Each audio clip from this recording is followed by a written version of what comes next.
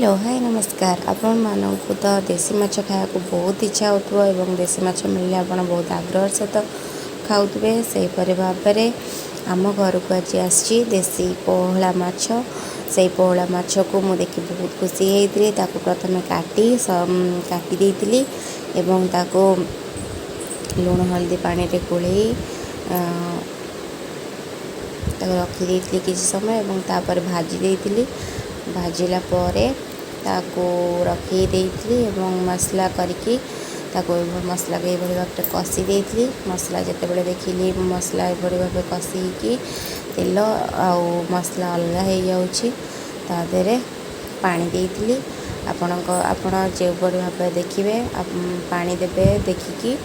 जी आपन पसंद सेमती देवे देलापर जदि देखुं आपण को ग्रेवीटा जदि से ठीक ठीक न लगुच आपन पचर पानी दे पारे जो भाव मुझे एवं पानी दे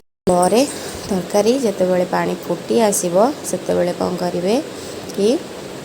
से पानी रे माछ को ये भाव छाड़देवे माछ किसी समय फुटी सीझीगला आपण देखिए जे झोल केतिकी होउची कि नहीं से अनुसार आपण एडजस्ट करें एवं तापर से गैस फ्लेम को बंद करी एपरि भाव में रुटी किंबा भात सहित आपण सर्व करी खाई पारिबे। थैंक यू नमस्कार।